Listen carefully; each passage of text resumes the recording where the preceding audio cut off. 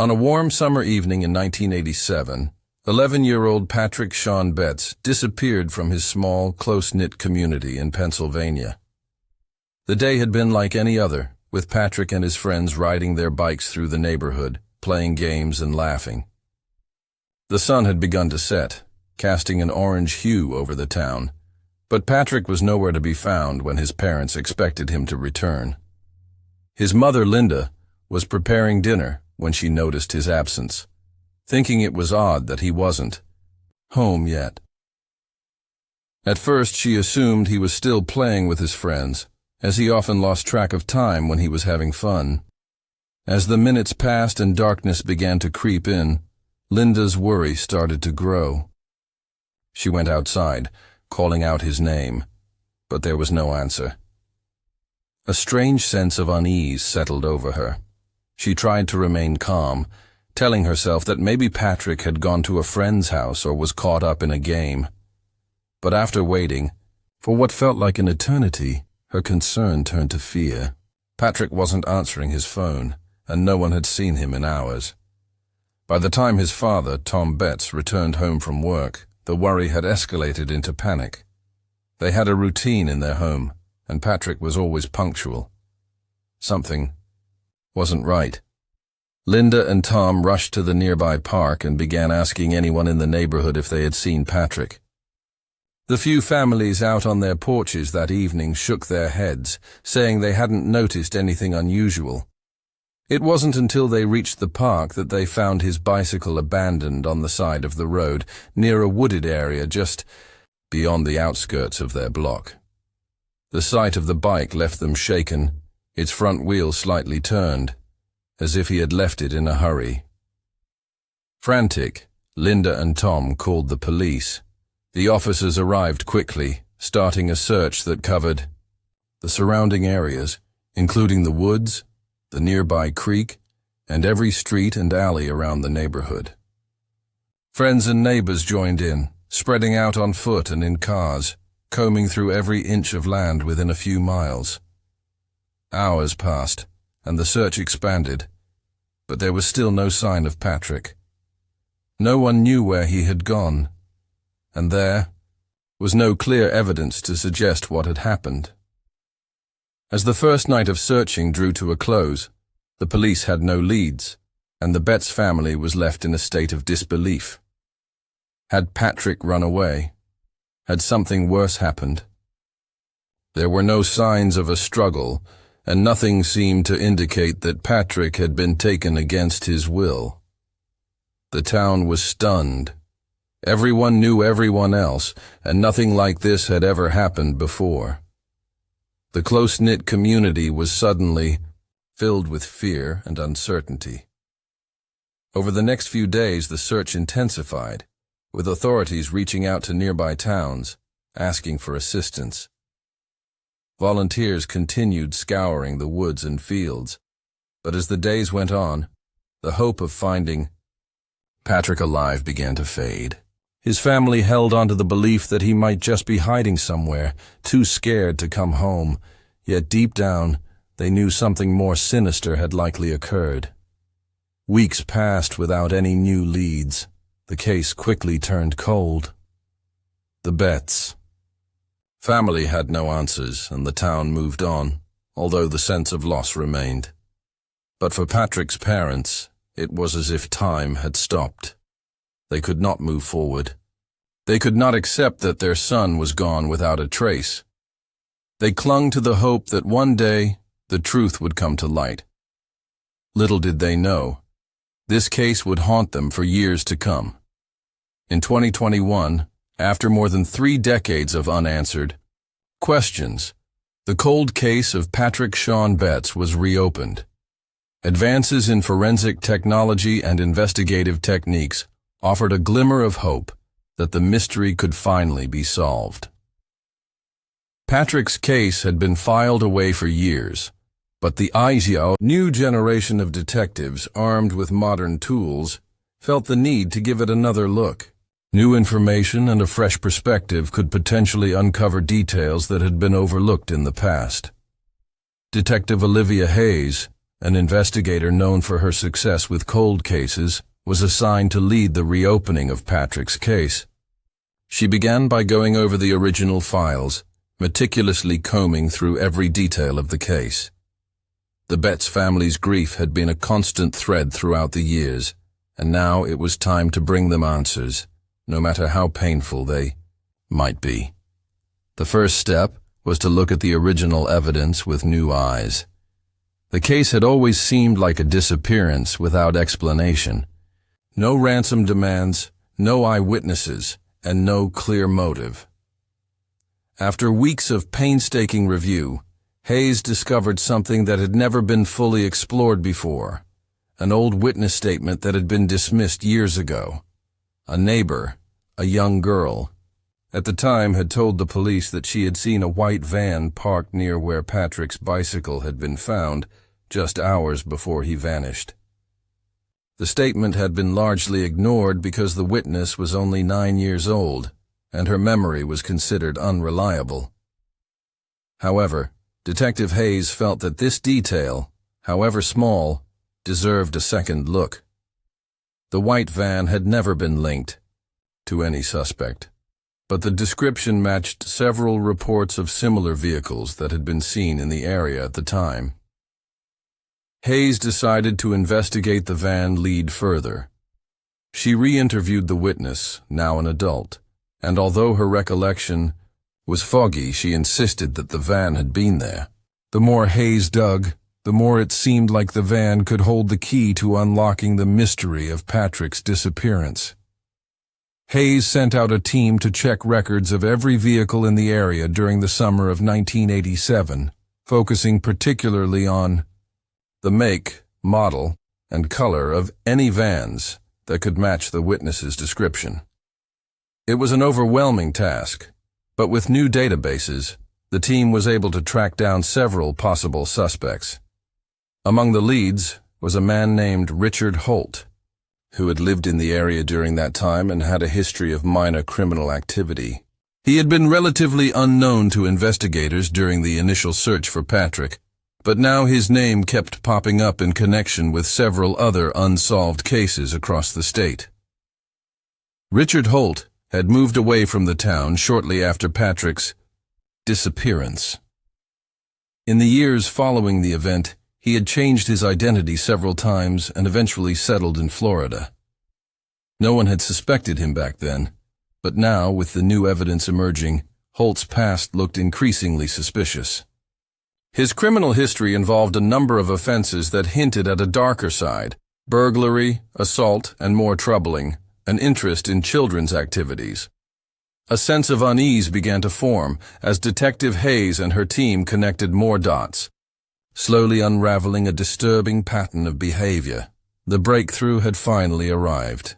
Patrick's case, long forgotten by many, was now front and center. What had once seemed like a random tragedy was beginning to take shape as part of a more calculated, sinister pattern.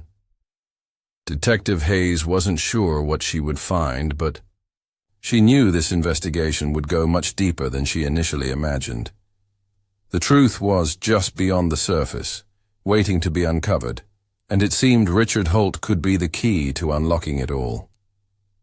As Detective Olivia Hayes continued her investigation, the focus increasingly shifted to Richard Holt, the man who had been living under a new identity in Florida.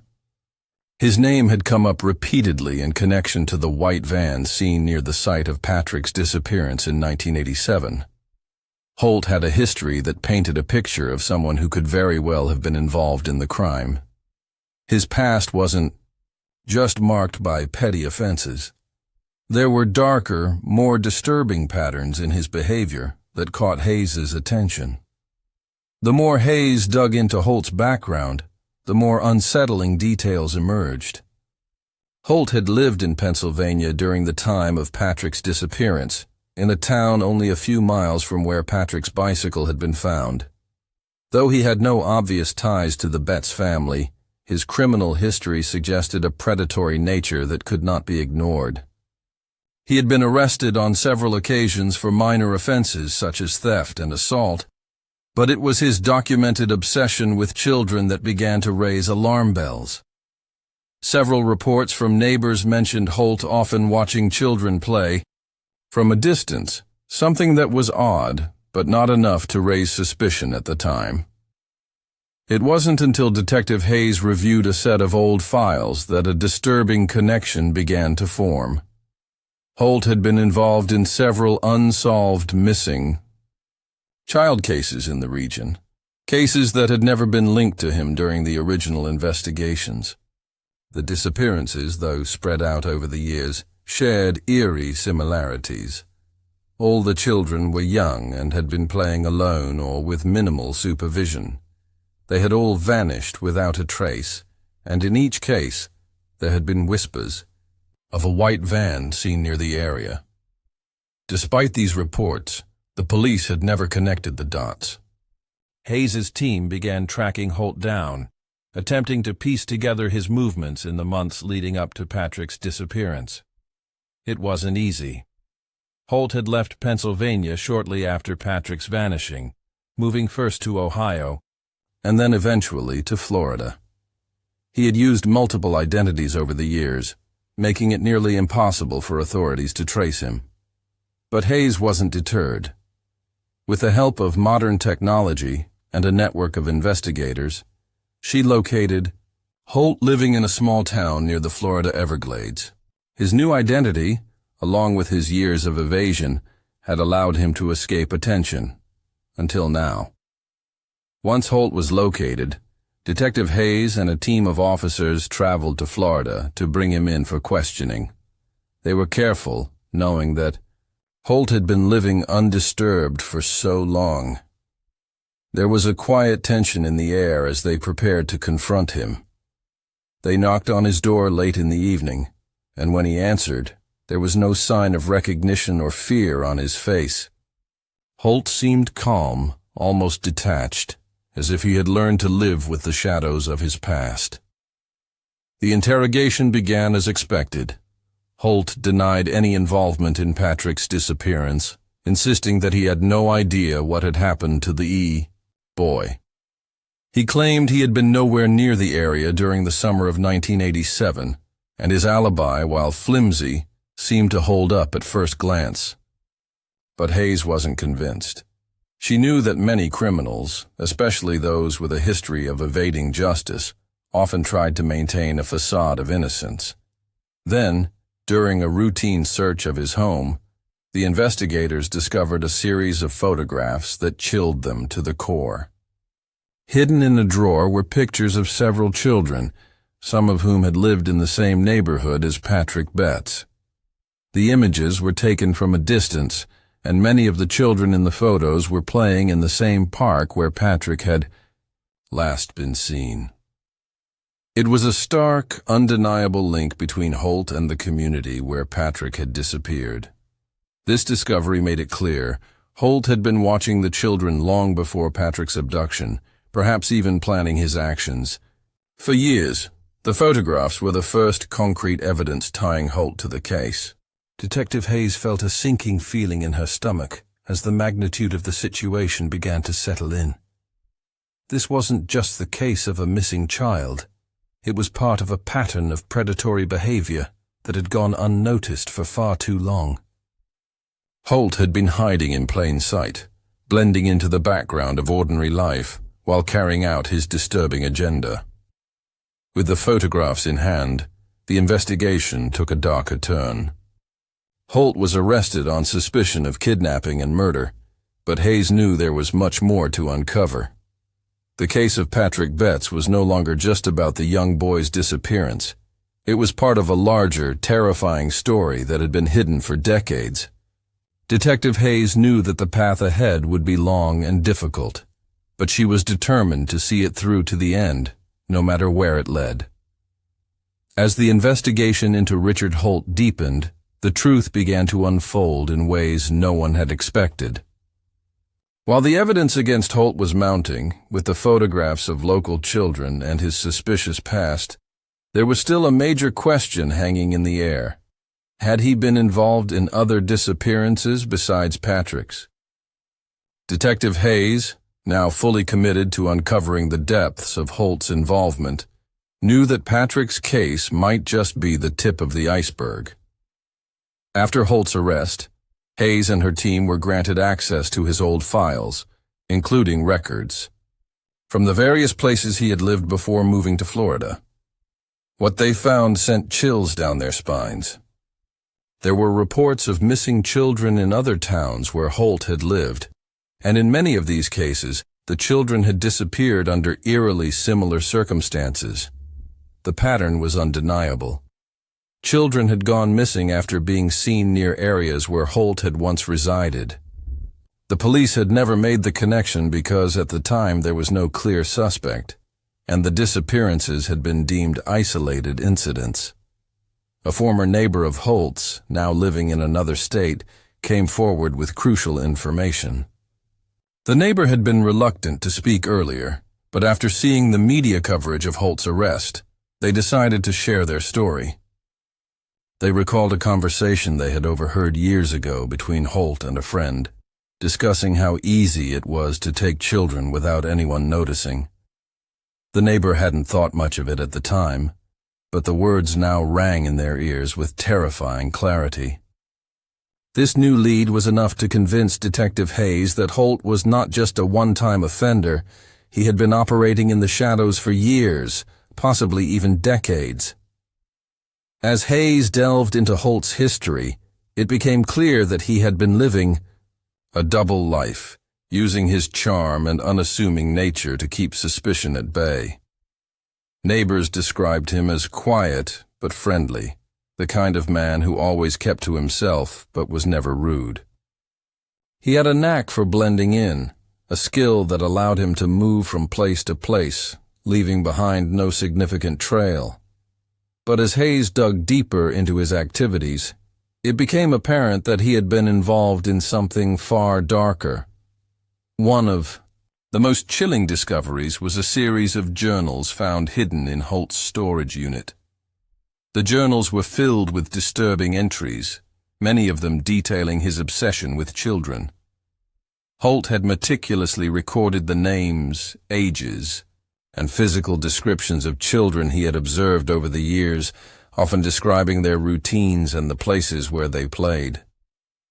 His writings were eerily specific, noting down the exact times he had seen these children and how he would watch them from a distance. What was most troubling was the way he referred to them. His language was clinical, detached, as if he were studying subjects for a project rather than talking about human beings. Detective Hayes couldn't shake the feeling that the more she uncovered, the more it seemed like Holt had been operating under the radar for years, getting away with his crimes simply because no one had connected the dots. As she read through the journals, she realized that he hadn't just been watching children in Pennsylvania. Holt had moved around to different states, always staying in the background, always watching, always planning. The pieces were finally falling into place, but there was still one major question to answer. What had happened to Patrick? Holt had been arrested, but without direct evidence linking him to Patrick's death, it was difficult to say for sure what had happened to the young boy. Hayes knew that they needed more than circumstantial evidence to bring Holt to trial for Patrick's murder. Then came the breakthrough. A search of Holt's former residence in Pennsylvania turned up a disturbing piece of evidence: DNA that matched Patrick's blood, hidden in a secluded area of the property. The DNA evidence, combined with the mounting testimonies and Holt's own journal entries, confirmed what Hayes had feared. Richard Holt had been the one responsible for Patrick's abduction, and most likely for the disappearances of other children as well. It was clear now that Patrick's case was not isolated. It was part of a horrifying pattern of predation that had spanned many years, involving children from several different towns. As Holt's trial drew closer, the full extent of his crimes began to emerge. He had been living a life full of secrets, deceiving everyone around him, while secretly carrying out his twisted desires. But now, with the evidence finally in hand, Hayes and her team could hold him accountable. The case of Patrick Betts, which had haunted the town for decades, was on the verge of being solved, thanks to the tireless efforts of Detective Hayes and the determination to uncover the truth, no matter how dark it might be. The trial of Richard Holt was a media spectacle. For decades, the town had lived in the shadow of Patrick Betts's disappearance, and now, after years of uncertainty, the truth was coming to light. The courtrooms were packed, and the atmosphere was thick with tension. Everyone wanted answers, and the small town that had once been rocked by Patrick's disappearance was now gripped by the full horror of what had happened. For Patrick's parents, the trial was a mixture of hope, sorrow, and anger. They had waited for so long to know what happened to their son, but the reality of the truth was almost too much to bear. As the prosecution laid out their case, it was clear that they had a solid argument. The DNA evidence found at Holt's former property was irrefutable. The blood that had been discovered matched Patrick's, and the journals Holt had kept provided a chilling roadmap of his predatory behavior. The photographs of local children, including ones of Patrick, showed that Holt had been watching his victims long before he ever made his move. The details of his disturbing past, his obsession with children, and the way he had meticulously planned his abductions painted a damning picture. But even with all the evidence, there was still one haunting question that lingered in the air. What had happened to Patrick on that fateful summer evening? Holt's defense was weak, filled with denials and half-hearted excuses. He claimed that the DNA was planted, that the journals were the product of a disturbed mind but not reflective of his actions. He even tried to suggest that he had been framed, but none of it made sense. The prosecution presented their case piece by piece, each argument adding weight to the mountain of evidence against Holt. They painted a picture of a man who had spent his life hiding in plain sight, a predator, who had carefully selected his victims and methodically carried out his crimes. The truth about Holt's years of evasion and manipulation finally emerged, and with it came the devastating realization of the kind of monster he had been. As the trial progressed, the survivors of Holt's past began to speak up. One by one, individuals who had once been too afraid or too traumatized to come forward told their stories. They spoke of the ways Holt had quietly infiltrated their communities, blending in with the crowd, and how they had only realized too late that he had been watching them. Their testimonies were heartbreaking, but they also painted a clear picture of a man who had made a life out of preying on children. Each story, each new voice, further confirmed what the prosecution had argued. Richard Holt was a serial predator who had evaded justice for far too long. The most emotional part of the trial came when Patrick's parents took the stand. Linda and Tom Betts had spent over 30 years wondering what had happened to their son, never once giving up hope that he would be found. Their words were full of pain and grief, but also strength. They spoke of their son, their memories of him, and the hole that had been left in their lives when he disappeared. They expressed their anger at the man who had stolen their child from them, but also their determination to seek justice for Patrick, no matter how long it took. Their testimony resonated with everyone in the courtroom, and it was clear that their pain was shared by all who had followed the case over the years. When the verdict was finally delivered, it came as little surprise. Richard Holt was found guilty on all counts. The courtroom erupted in a mixture of relief and sorrow. The truth had been revealed, but for those who had suffered, it was a hollow victory. Patrick's life could not be returned, and no sentence could ever undo the years of pain that his family had endured. Holt was sentenced to life in prison without the possibility of parole, a fitting punishment for a man who had stolen the innocence of so many children. As the town tried to heal, Detective Hayes reflected on the case. She had spent countless hours digging into Holt's past, following leads, and uncovering secrets that had been hidden for far too long. While she was relieved that justice had been served, she couldn't help but feel a sense of sadness that it had taken so many years to bring the truth to light. The case of Patrick Betts was a grim reminder that sometimes the darkest secrets linger just beneath the surface, waiting to be uncovered. But in the end, justice had prevailed, and the memory of Patrick Betts could finally be honored. For the Betts family, the victory in court did little to ease their pain.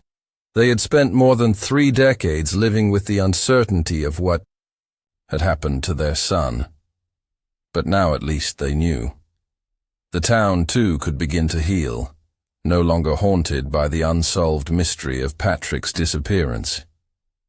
And though the scars of the past would never fully fade, the truth had finally brought a measure of closure to the Betts family and to the community that had once been torn apart by the loss of a child.